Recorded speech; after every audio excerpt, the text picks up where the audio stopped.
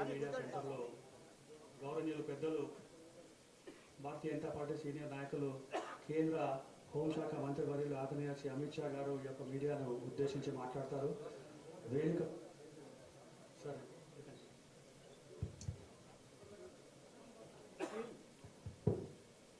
आप सभी का भारतीय जनता पार्टी की प्रेस वार्ता में स्वागत है.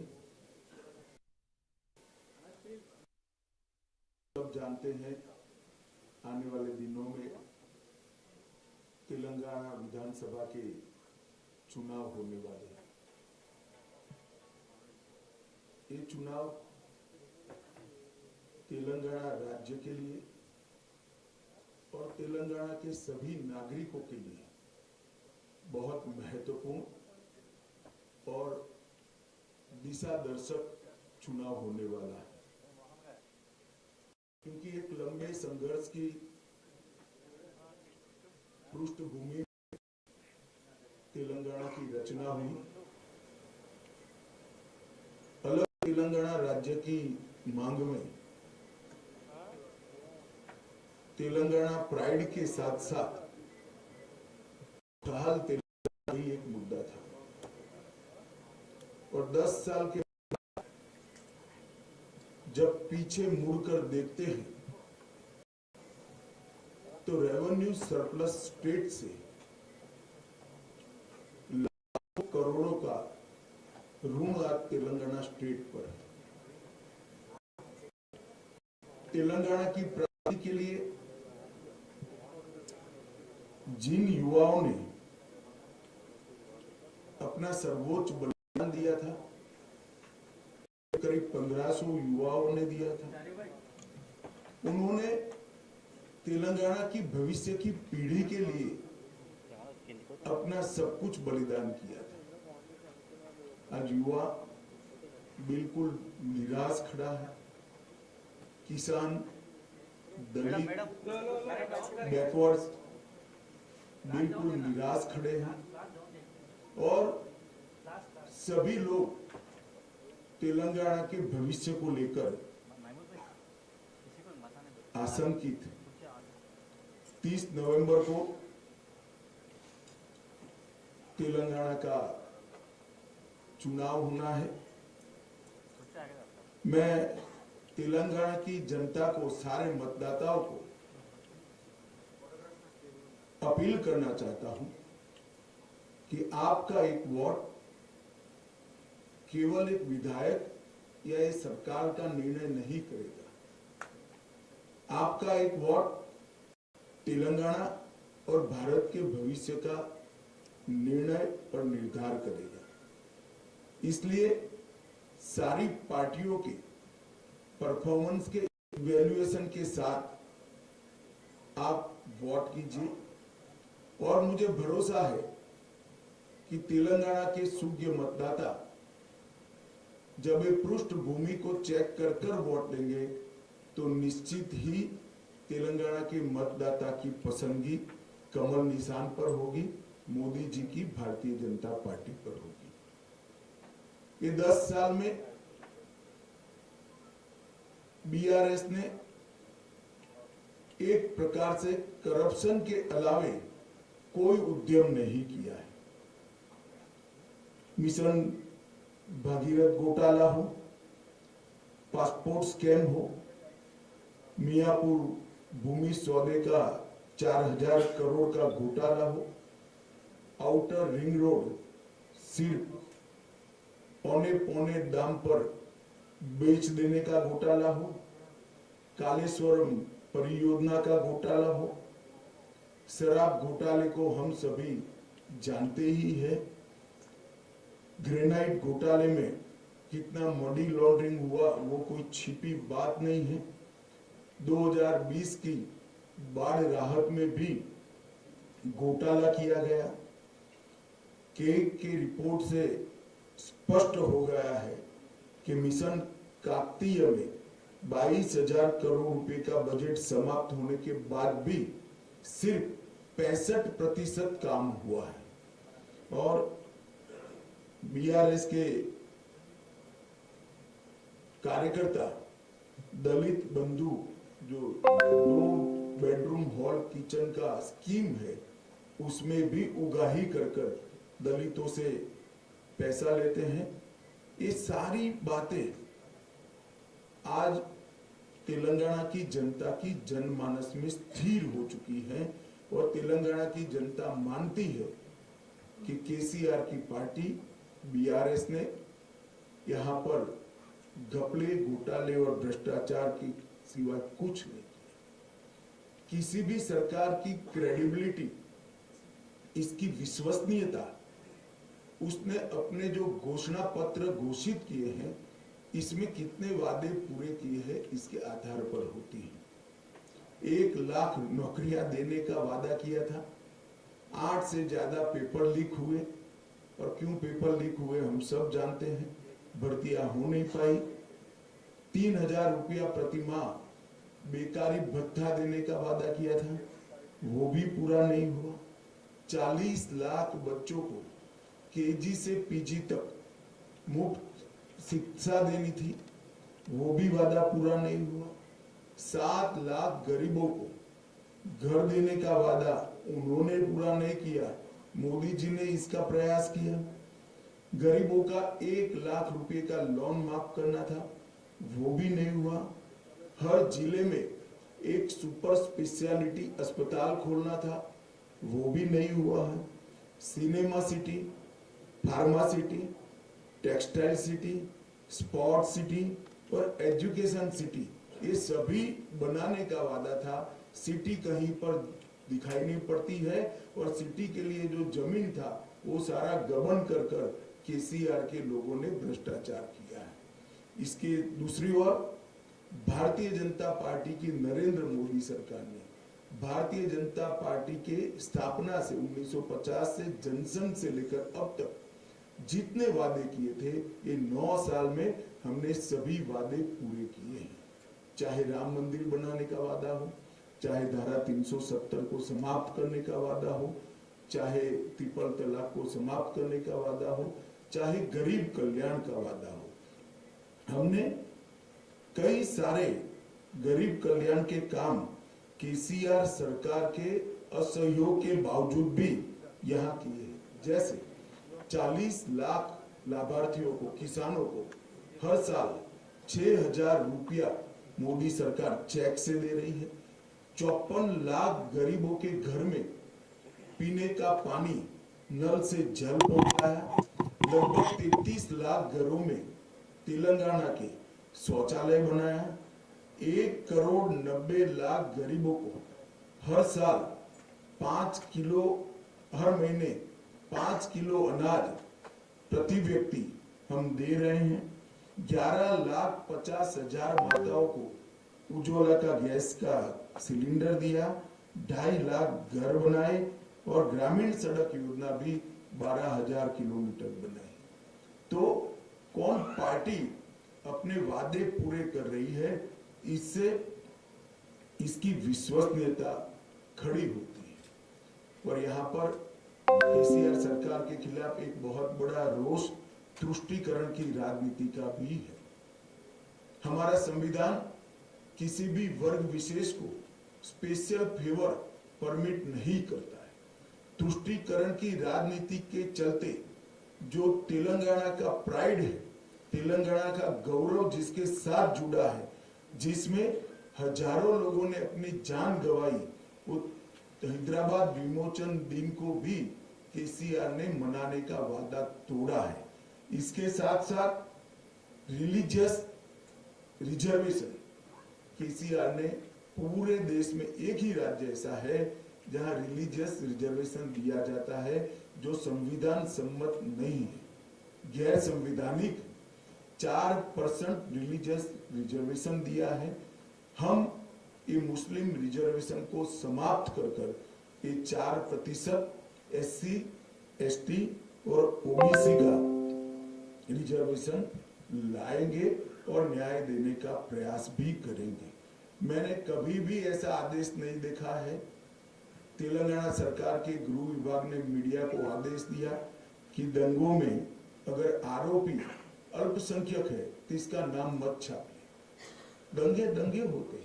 नहीं छापना है तो दोनों कम्युनिटी का मत छापिए। नाम छापना कोई अच्छी बात नहीं है, परंतु सिर्फ अल्पसंख्यक का नाम न छापो, वो किस प्रकार का आदेश है मेरी समझ में नहीं आता है। और सिर्फ अल्पसंख्यक समुदाय के लोगों को सिविल एग्जामिनेशन में मुफ्त कोचिंग देना कितना उचित। अगर सभी गरीबों को देते और उसमें अल्पसंख्यक बच्चे भी आते, हमें कोई आपत्ति नहीं। एससी आते, एसटी आते, गरीब बच्चे आते, सभी गरीबों को मुफ्त कोचिंग मिलना चाहिए, एक समान प्लेटफॉर्म मिलना चाहिए। मगर इस प्रकार के तुष्टीकरण की राजनीति से भी तेलंगाना की जनता परेशान है और निर्णय कर बैठी है कि हम इस केसीआर सरकार को बदलेंगे। हमने हमारे संकल्प पत्र में ढेर सारे वादे किए हैं। मैं कुछ प्रमुख वादे भी आपके माध्यम से जरूर बताना चाहूंगा। धान पर हम 3100 रुपये किलो क्विंटल पूरा धान जितना भी है वो भारतीय जनता पार्टी की सरकार एमएसपी प्लस बोनस से खरीदेगी और 1 किलो भी धान किसान का अपने घर में नहीं पड़ा रहेगा। वो भारतीय जनता पार्टी का वादा है। इसके साथ बॉइल्ड राइस भी हम परचेज करेंगे, जो केसीआर सरकार नहीं करती है। पूरे भारत में मोदी जी ने पेट्रोल और डीजल के दामों से राहत देने के लिए कस्टम ड्यूटी को कम करा था। उस वक्त जहां जहां भारतीय जनता पार्टी की सरकारें थी वहां पर हमने वेट को कम कर इसका मैचिंग प्राइस कर कम दाम से पेट्रोल और डीजल देश भर में आज मिल रहा है। परंतु जहां जहां कांग्रेस की सरकार है और तेलंगाना जहां बीआरएस की सरकार है वहां उन्होंने वेट कम नहीं किया। हमने तय किया है कि हमारी सरकार बनने के बाद पहले ही कैबिनेट में वेट को कम कर पेट्रोल और डीजल के बढ़े हुए दामों से तेलंगाना की जनता को मदद करेंगे। हमने तय किया है कि सभी गरीब लोगों को साल में 4 मुफ्त गैस के सिलेंडर देंगे। सभी नवजात गरीब बालिकाओं को 2 लाख रुपए का फिक्स डिपॉजिट देंगे। कॉलेज जाने वाली छात्राओं को, मेधावी छात्राओं को मुफ्त लैपटॉप देंगे। और जब राम मंदिर बन ही रहा है तब सभी वरिष्ठों को बारी बारी से राम मंदिर और काशी की यात्रा भी भारतीय जनता पार्टी की सरकार कराएगी। मित्रों, कांग्रेस पार्टी इस सालों से तेलंगाना विरोधी पार्टी है। तेलंगाना के लंबे किसी ने सप्रेस करने का काम किया तो कांग्रेस पार्टी ने किया।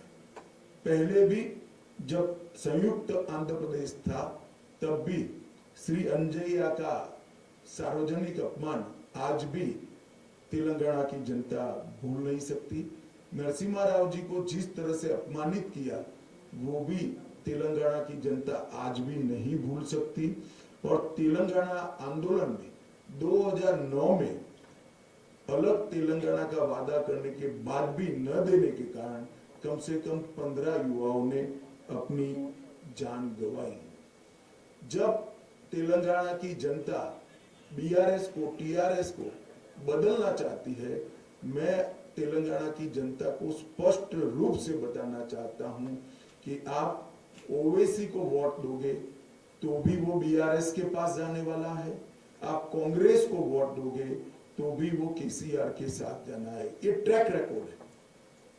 जब जब ओवैसी के विधायक चुनकर आए, तुष्टीकरण की राजनीति के कारण उन्होंने टीआरएस का, बीआरएस का समर्थन किया और कांग्रेस के जितने विधायक चुनकर आए गत 2 चुनाव में सारे के सारे बाद में टीआरएस में शामिल हो गए। इसका मतलब है कि आपका वोट जो राज्य में सत्ता परिवर्तन के लिए है वो निश्चित रूप से जाया जाएगा अगर वो वोट कांग्रेस में जाता है। अगर यहाँ परिवर्तन करना है तो मोदी जी के नेतृत्व में केवल और केवल भारतीय जनता पार्टी ही परिवर्तन कर सकती है और कोई पार्टी नहीं कर सकती। और ये तीनों पार्टियों के बीच में एक और साम्यता है, परिवारवाद की। ये 2G, 3G और 4G पार्टियां हैं। आप 2G, 3G, 4G से करप्शन के बारे में नहीं कह रहा। केसीआर की पार्टी 2G पार्टी, केसीआर और केटीआर। ओवैसी की पार्टी 3G पार्टी, 3 पीढ़ियों से परिवार में ही नेतृत्व रहा है। और कांग्रेस पार्टी 4G पार्टी है, जवाहरलाल नेहरू, इंदिरा गांधी, राजीव गांधी और अब राहुल गांधी। यहाँ मेरिट्स की कोई जगह नहीं है, लोकतांत्रिक मूल्यों की कोई जगह नहीं है। ये तीनों परिवारवादी पार्टियां हैं, इसलिए चुनाव के पहले अलग अलग कपड़े, अलग अलग चोले, अलग अलग नारे लेकर आते हैं। चुनाव के बाद सब एक दूसरे के साथ इकट्ठा हो जाते हैं। तो केसीआर को बदलने के लिए वोट चाहे ओवैसी की पार्टी को दीजिए, चाहे कांग्रेस को पार्टी को दीजिए, वो जाना अंततोगत्वा केसीआर की पार्टी में है। अगर आप भारतीय जनता पार्टी को मौका देते हैं तो हम तेलंगाना के आंदोलनों के सभी शहीदों का स्वप्न पूरा करने का काम भारतीय जनता पार्टी करेगी। विगत 9 साल में मोदी जी ने तेलंगाना के विकास के लिए ढेर सारे काम किए हैं। 10 साल में 2004 से 14 कांग्रेस पार्टी ने संयुक्त आंध्र प्रदेश को डिवोल्यूशन और ग्रांटिंग एड के 2 लाख करोड़ रुपए दिया। मैं आज कांग्रेस के नेतृत्व को सवाल पूछना चाहता हूं, इसका जवाब दे। 10 साल तक केंद्र में सोनिया मनमोहन की सरकार थी, इन्होंने 2 लाख करोड़ रुपया संयुक्त आंध्र प्रदेश को दिया। हमने 9 साल के अंदर अलग तेलंगाना को 2.5 लाख करोड़ रुपया दिया। इसका मतलब लगभग 3.5 गुना पैसा भारतीय जनता पार्टी ने प्रोरेटा तेलंगाना को दिया है, ग्रांटिंग एड और डिवोल्यूशन के। इसके अलावे 2.5 लाख करोड़ रुपया अलग अलग योजनाओं में दिया है। राष्ट्रीय राजमार्ग का निर्माण हो, 9 वर्ष में लगभग डबल किया है हमने। इसके साथ railway Vande Bharat express train 1 शुरू हो चुकी है, 3 शुरू होने जा रही है। 1200 करोड़ से ज्यादा हैदराबाद मेट्रो के लिए दिया है। 8000 करोड़ से ज्यादा हैदराबाद और बेगमपेट हवाई अड्डे के विकास के लिए दिया है। और मोदी जी ने अभी 900 करोड़ रुपया समका सरका सेंट्रल ट्राइबल यूनिवर्सिटी के लिए दिया। और हल्दी के किसानों के लिए एक वैल्यू चेन एस्टैब्लिश करने के लिए, एक्सपोर्ट तक की वैल्यू चेन एस्टैब्लिश करने के लिए हमने नेशनल टर्मरिक बोर्ड को स्थापना करने का घोषणा किया है। हमारे संकल्प पत्र में हमने ये भी कहा है कि तेलंगाना की भारतीय जनता पार्टी 100 करोड़ रुपया खर्च कर टर्मरिक की मेडिसिनल वैल्यू को रिसर्च करने के लिए एक रिसर्च सेंटर बनाएगी, जिससे टर्मरिक का पूरे दुनिया में उपयोग में बढ़ावा हो सके। इसके साथ साथ भारतीय जनता पार्टी ने 2 महत्वपूर्ण निर्णय लिए हैं। माड़ीगा समाज को जो वर्षों से अन्याय हो रहा है, तो हमने तय किया है कि SC रिजर्वेशन में माड़ीगा समाज को हम वर्टिकल कोटा देकर उनको प्रोरेटा सीटें मिले, उस दिशा में हम आगे बढ़ेंगे। और इसके साथ साथ हमने तय किया है कि केसीआर ने भले वादा खिलाफी की कि दलित मुख्यमंत्री बनाने का वादा 2014 में किया था, खुद ही बन गए, अब बेटे को बनाना चाहते हैं। मगर भारतीय जनता पार्टी ने तय किया है कि हमारी सरकार बनने के बाद हम बैकवर्ड क्लास से मुख्यमंत्री बनाएंगे। ये वादा हमने तेलंगाना की जनता को किया है और इतनी बड़ी संख्या में जो बैकवर्ड क्लास है उनको हम न्याय दिलाने का काम करेंगे। अंत में मैं आप सभी के माध्यम से तेलंगाना की जनता को, तेलंगाना के सभी सूज्ञ मतदाताओं को करबद्ध निवेदन करना चाहता हूं कि आप भारतीय जनता पार्टी को मौका दीजिए। आपने कांग्रेस को मौका दिया, वो टीआरएस में शामिल हो गए।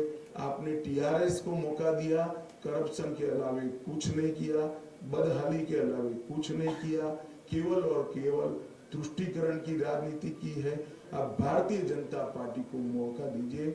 मोदी जी के नेतृत्व में हम डबल इंजन सरकार बनाकर तेलंगाना की रचना के लिए जिन युवाओं ने अपना बलिदान दिया है उनके स्वप्नों को पूरा करने का काम करेंगे। ये अपील मैं आज इस प्रेस वार्ता के माध्यम से तेलंगाना की जनता से करना चाहता हूं। धन्यवाद। कोई बताता जाए, बताओ, माइक के बगैर बताओ, दे दो भैया, बोलो तुम।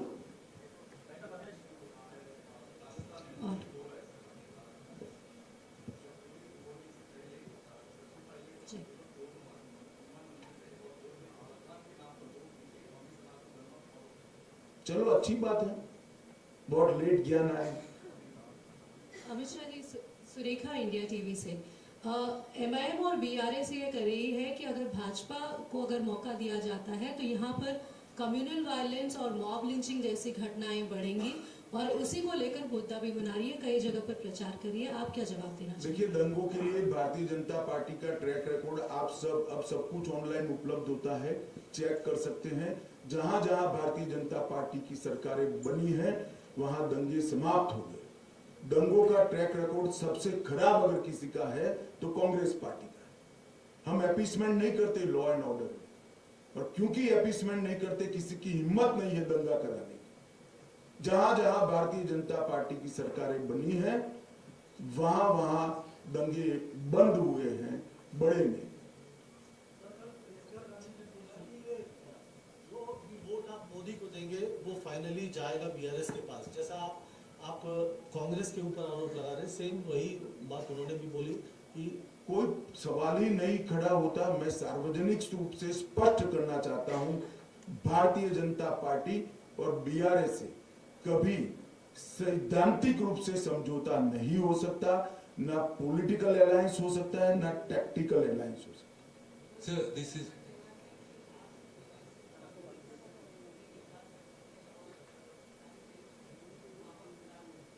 देखिए, कोरा आरोप लगाना ठीक है, क्या मुस्लिम रिजर्वेशन देना ये विभाजनकारी पॉलिसी नहीं है? क्या तेलंगाना विमोचन दिन नहीं मनाना, हैदराबाद विमोचन दिन नहीं मनाना, वो किसके डर से नहीं बनाते हैं? हमारा एक तो उदाहरण दीजिए, क्या विभाजनकारी पॉलिसी है हमारी? तेलंगाना में बहुत भ्रष्टाचार करा आप बोल रहे हैं, अभी तक एक्शन नहीं ले रहे हैं। बीआरएस को प्रोटेक्ट बीजेपी कर रहे हैं, कांग्रेस प्रचार करके जा रहे हैं, कैसा देख रहे हैं? देखिए, जो भारत सरकार के डोमेन में है वो सारी जांच प्रक्रिया में है, मगर चुनाव के कैलेंडर के हिसाब से जांच नहीं चल सकती। मैं आपको स्पष्टता पूर्वक बताता हूं, भारतीय जनता पार्टी की तेलंगाना में सरकार बनने के बाद एक एक करप्शन की जांच होगी और रिस्पॉन्सिबल लोग जेल की सलाखों के पीछे जाए। Sir, this is Paniharan from Hans India. We are talking about appeasement. There are reports that Indian citizenship is being sold in the open market in West Bengal by offering voter cards and that kind of enrollment. What is your take on that? देखिए, हमारे संज्ञान में कुछ मामले आए हैं, इसकी detail जांच हो रही है और किसी को बख्शा नहीं जाएगा, किसी को बख्शा नहीं जाएगा, कठोर कदम उठाएंगे। सर, इस चुनाव में हम देख रहे हैं सर, काफी पर्सनल अटैक्स हो रहे हैं। सारे राजनीतिक दल एक दूसरे को पर्सनल अटैक कर रहे हैं। प्रधानमंत्री जी को के पिताजी का नाम लिया गया, पनौती जैसे शब्दों का उपयोग किया गया, इसको कैसे देखते हैं? देखिए, जब भी प्रधानमंत्री जी के बारे में बिलो द बेल्ट लैंग्वेज का उपयोग हुआ है, देश में कोई भी राज्य हो, जनता ने उसका करारा जवाब दिया है। मुझे भी भरोसा है ये जो बिलो द बेल्ट लैंग्वेज उपयोग हो रही है उसका करारा जवाब तेलंगाना के मतदाता वोटिंग में देंगे। अमित जी, इस चुनाव में जो है ओल्ड हैदराबाद की अगर बात करें तो फिलिस्तीन जैसे मुद्दों को लेकर वोट मांगे जा रहे हैं। जो लोकल मुद्दे उसे ना उठाकर फिलिस्तीन जैसे मुद्दों पर जो वोट मांगे जा रहे हैं उसे आप किस तरह से देखते हैं? अब मैं तो आप अपेक्षा ओवैसी की पार्टी से और क्या अपेक्षा कर सकते हैं? यही अपेक्षा कर सकते हैं। मुझे कुछ आश्चर्य नहीं है उसमें। सर हम देखते हैं कि यहाँ पे अनेरी रिपब्लिक टीवी से सर आपने कहा कि भारतीय जनता पार्टी ने सेपरेट तेलंगाना को करीब 2.5 लाख करोड़ दिया है, लेकिन बीआरएस ये कहती है कि सेंट्रल गवर्नमेंट से तेलंगाना के लिए कुछ सपोर्ट नहीं मिलता है, ना कोई फंड्स आते हैं, ना कोई प्रोजेक्ट में देखिए, सपोर्ट आप होता है। पत्रकार हैं, आपको रिसर्च कर सवाल करना चाहिए। भारत सरकार का बजट कोई छिपी चीज नहीं होती, बजटरी डॉक्यूमेंट होता है, और जब बजट समाप्त होता है, साल समाप्त होता है, तब कितना इंप्लीमेंट हुआ वो भी पार्लियामेंट के सामने आता है। मैंने जो कहा है 2,50,000 करोड़ रुपए, इसका पाई का हिसाब भारत सरकार के वित्त मंत्रालय की साइट पर है, आप चेक कर सकती है। और प्लीज बाद में एक कार्यक्रम करना कि केसीआर कितना झूठ बोल गए। सर आपने मडिगा आरक्षण की बात की, सर उसका आगे रास्ता क्या होगा, कमेटी कब तक बनेगी, कैसे रहेगा ये प्रोसेस? मैं स्पष्टता करना चाहता हूं, कमिटी मडिगा वर्टिकल रिजर्वेशन में वर्टिकल कोटा देने के लिए कमिटी नहीं है, इसको स्पीड अप करने के लिए है। हमने इन प्रिंसिपल निर्णय कर दिया है कि मडिगा को वर्टिकल कोटा दिया जाएगा। कमिटी की जो बात है उसको स्पीड अप करने के लिए। नमस्कार सर, मेरा नाम श्रीकर हेसरा, मैं हिट टीवी से हूँ। पिछली बार जब आप यहाँ हैदराबाद नगर चुनाव पालिका में आए, नगर पालिका में चुनाव के समय आए थे, आपने बोला था कि यहाँ रोहिंग्या है, राज्य सरकार मुझे एक चिट्ठी भेजकर मुझे लिफाफा दीजिए, मैं इनको यहाँ से निकाल दूंगा। सर, एक कागज के वजह से इतना बड़ा प्रॉब्लम को आप छोड़ देंगे क्या? हमने छोड़ा नहीं है, हमारी जांच चालू ही है, काफी कुछ पकड़ा गया है। अभी एनआईए ने रेड भी किया और पूरा षड्यंत्र को पर्दाफाश किया। न केवल हैदराबाद, देश भर में से रोहिंग्या घुसपैठियों को नसीहत करने के लिए एनआईए ने कदम उठाए हैं। कुछ दिन पहले, 10 दिन पहले ही ये पूरा प्रेस कॉन्फ्रेंस कर एनआईए ने रिपोर्ट दिया है। अमित शाह जी नमस्ते, श्रीनिवास फ्रॉम सिटी विजन। और इसमें हमें केसीआर की कोई सिफारिश की जरूरत नहीं है, केसीआर से अपेक्षा भी नहीं है कि वो रोहिंग्या के खिलाफ कुछ करेंगे, क्योंकि उनकी वोट बैंक बढ़ रही है। अमित शाह जी, बीआरएस और कांग्रेस दोनों आरोप कर रहे, गंभीर आरोप। पब्लिक सेक्टर ने हम कांग्रेस पार्टी बोल रहे हम एस्टैब्लिश कर रहे, अभी सेंट्रल गवर्नमेंट एक बेच दे के खा रहे बोल के कांग्रेस पार्टी आरोप कर रहे। ये बीआरएस भी वही सेम आरोप करके प्रचार कर रहे। पब्लिक सेक्टर यूनिट्स, देखिए, ये नीतिगत फैसला है, परंतु जहां तक तेलंगाना का सवाल है, कुछ नहीं होने वाला है।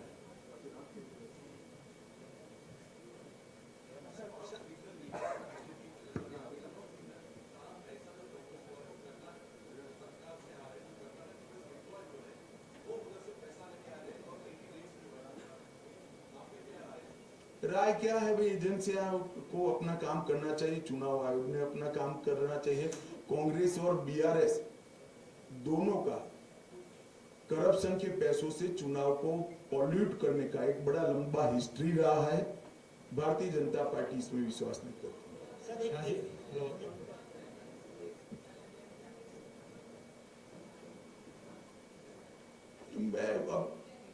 नहीं, आप कांग्रेस पार्टी से क्या अपेक्षा कर सकते हैं?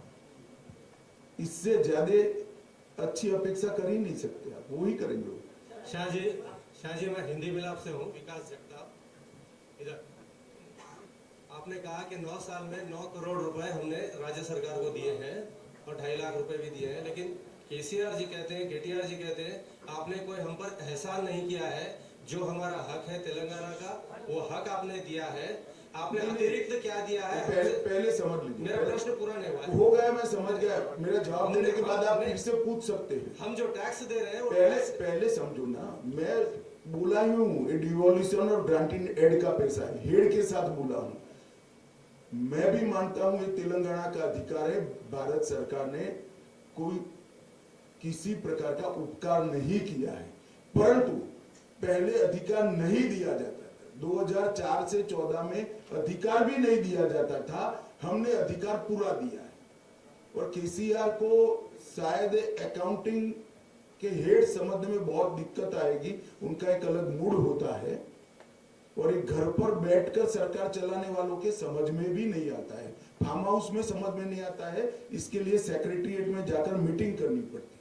सर आप हमें जी इस तरफ एक और सवाल मेरी तरफ से आशीष सर लगातार MIM असदुद्दीन ओवैसी अकबरुद्दीन ओवैसी लगातार ये बोल रहे हैं कि बीजेपी कुछ भी कर ले हमारे इलाके में जैसे हम GHMC में अपने फोर्ट को होल्ड करके रखे इस बार भी होल्ड करके रखेंगे। और एक और इंसिडेंट हुआ है चुनाव प्रचार के दौरान अकबरुद्दीन ओवैसी जी का एक वीडियो वायरल हुआ जहाँ वो पुलिस वालों को धमकाते नजर आए।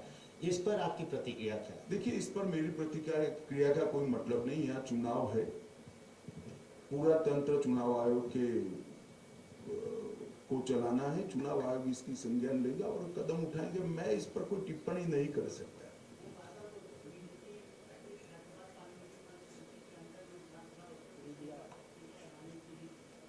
ऐसा है भैया, अब उनको डर कांग्रेस से है।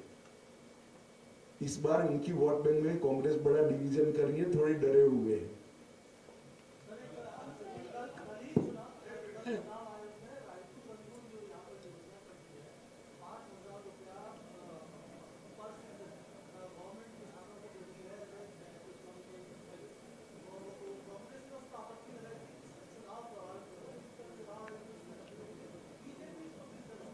देखिए, मैं एक बात स्पष्ट कहना चाहता हूं, तेलंगाना में अपप्रचार दोनों पार्टियों की ओर से हो रहा है। किसी भी वर्ग को, किसी भी व्यक्ति को या किसी भी समुदाय को जो सहायता अभी TRS सरकार दे रही है उसको हम बंद नहीं करेंगे। ये भारतीय जनता पार्टी का फैसला है। Sir, I have a question slightly different from the election scene. दक्षिण में अगर देखा जाए तो कांग्रेस और बीजेपी दोनों दो स्टेट्स में फोकस कर रहे हैं, कर्नाटका और तेलंगाना। इसको आप कैसे देखते हैं? आप गलत फहमी में, हम केरल भी फोकस कर रहे हैं, हम तमिलनाडु भी फोकस कर रहे हैं। कम से कम मेरी पार्टी का मैं बता सकता हूं, हम सभी को फोकस करें।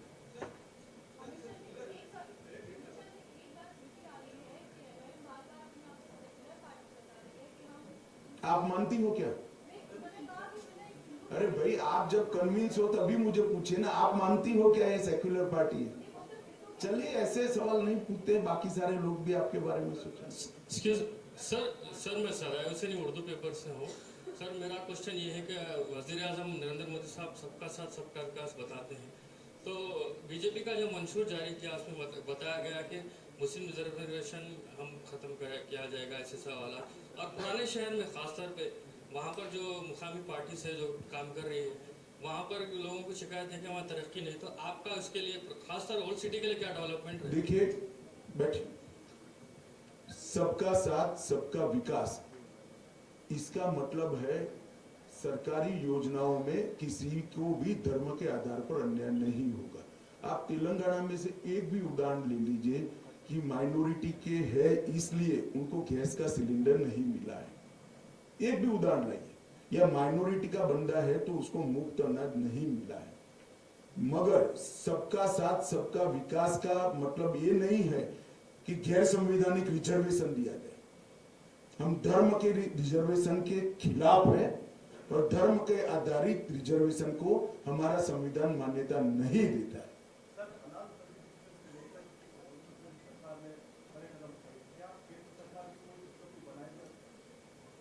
देखिए, इस पर अभी केंद्र सरकार ने कोई निर्णय नहीं किया है और इस पर पूरा सोच विचार कर ही मैं केंद्र सरकार की ओर से कुछ बता सकता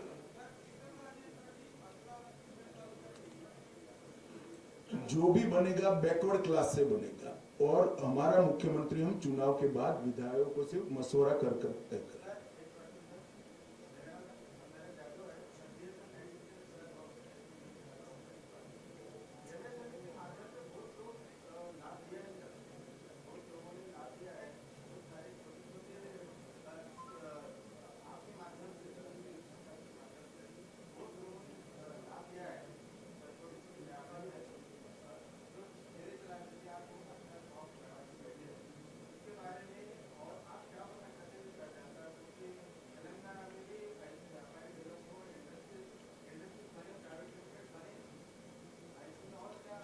देखिए, भारत सरकार की सभी योजनाओं को केसीआर ने यहाँ पर जितना सपोर्ट राज्य सरकार के इंफ्रास्ट्रक्चर का मिलना चाहिए नहीं दिया है।